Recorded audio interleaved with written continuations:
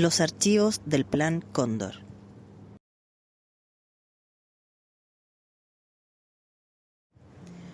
¿Qué contienen estos archivos? Son miles de documentos que prueban el pacto criminal que coordinó las acciones represivas de las dictaduras militares del Cono Sur durante la década de los 70 y 80. Desde su hallazgo han aportado evidencia en numerosas causas judiciales internacionales. Por su valor histórico, jurídico, político y sociológico, fueron declarados Memoria del Mundo y están disponibles para su consulta pública.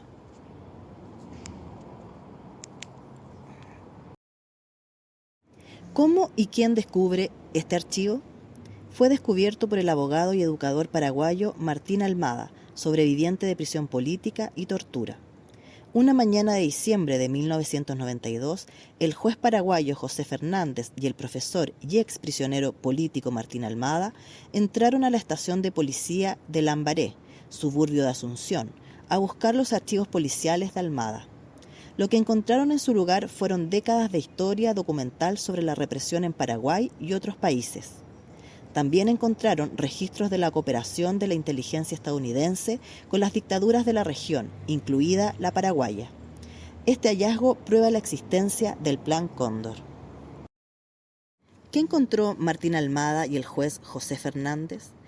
Cuando Fernández y Almada entraron en la comisaría de Lambaré, desenterraron una montaña desordenada de amarillentos y deteriorados papeles, archivos, cartas y registros que describían las actividades de la policía y la inteligencia militar durante la dictadura de Stroessner. Una búsqueda similar, realizada pocos días después en el cuartel general de la Policía Técnica Paraguaya, contraparte del FBI estadounidense, sacó a la luz más documentos reveladores. En total se han rescatado unas 4 toneladas de documentación.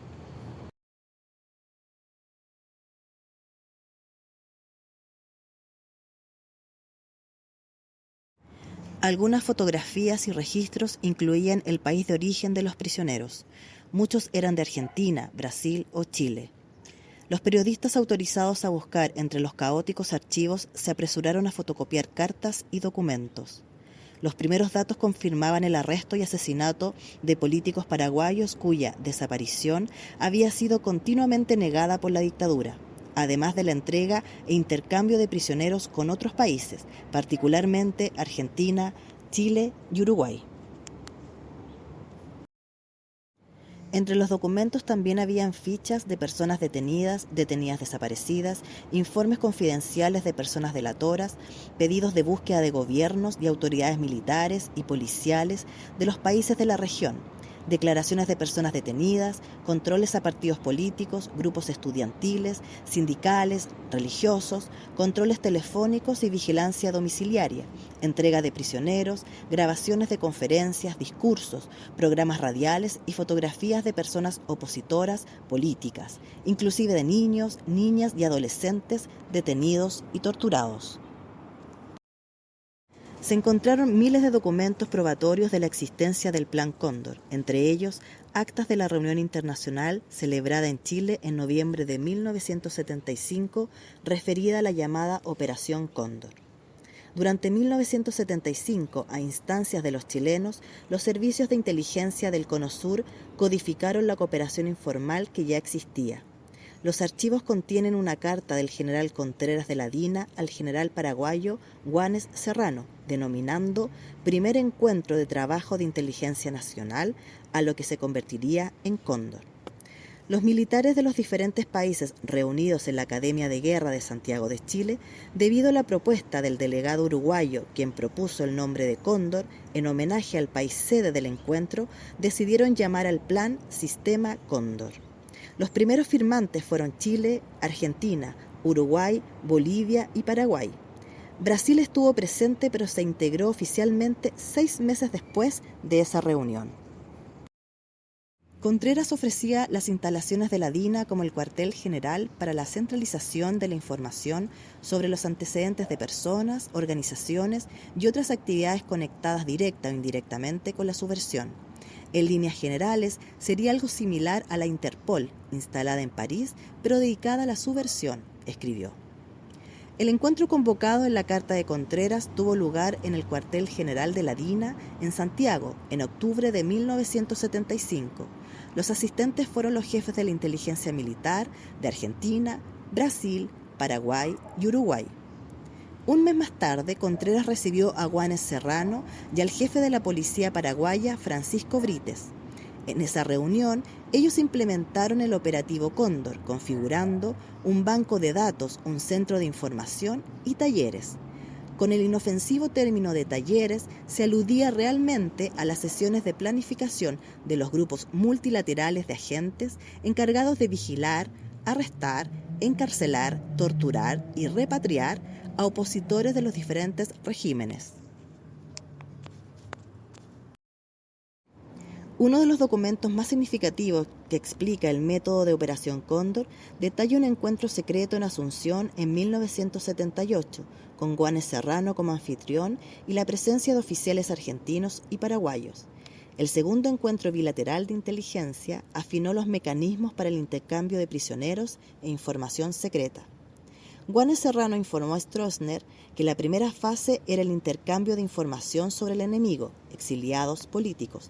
La segunda fase correspondía a la investigación del objetivo y la tercera fase a la detención, secuestro y traslado del objetivo a su país de origen.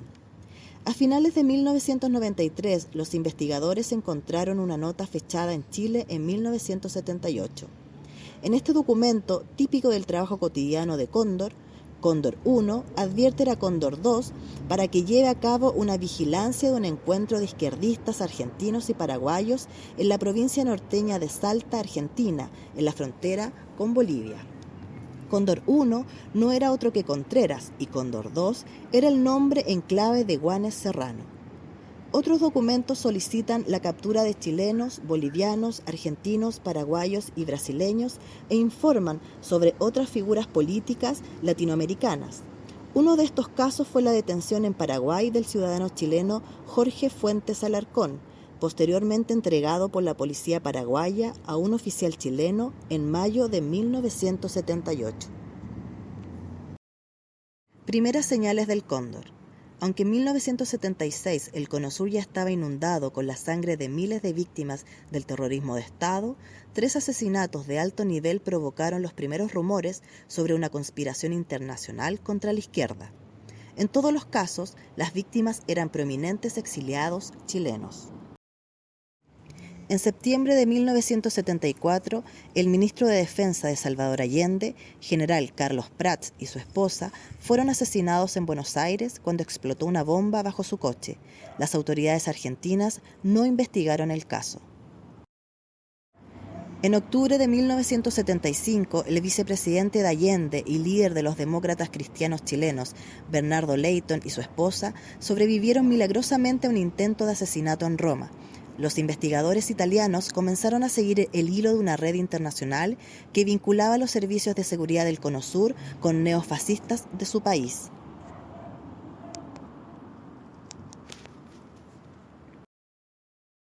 Pero fue el asesinato de Orlando Letelier, ex ministro de Defensa y de Relaciones Exteriores de Allende, en Washington, en septiembre de 1976, lo que puso al descubierto las piezas del operativo Cóndor. Un coche bomba colocado por Michael Towlin y un grupo de terroristas cubanos anticastristas asesinó a Letelier y a su secretaria Ronnie Moffitt. El asesinato de Letelier produjo un escándalo que terminó por abrir las puertas que ocultaban las operaciones encubiertas en América Latina.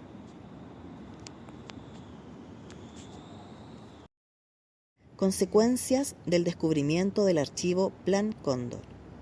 Fue cerrada la Dirección Nacional de Asuntos Técnicos, sede de la Policía Política de la dictadura paraguaya, especializada en torturas y organizada con apoyo de los Estados Unidos de Norteamérica. Se estima que allí fueron torturadas miles de personas. Desde 2002, el edificio alberga el Museo de las Memorias, Dictadura y Derechos Humanos, creado a instancias de la Fundación Celestina Pérez de Almada y en respuesta a las necesidades de las víctimas. Fue declarado Sitio Histórico y Bien Cultural de la República en 2008.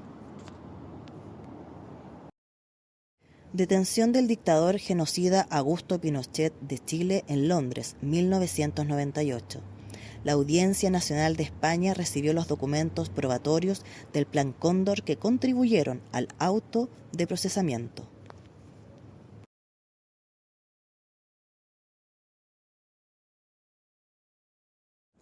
Consecuencias internacionales.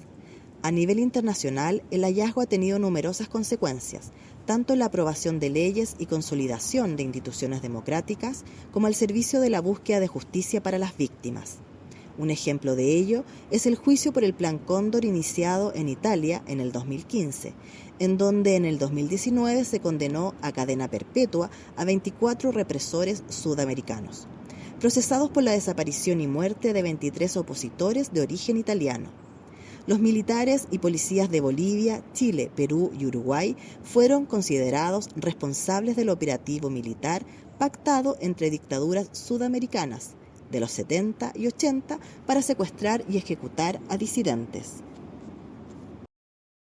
Los archivos del horror, tal como fueron conocidos desde entonces, se han convertido en una clave para descifrar la historia reciente de América Latina.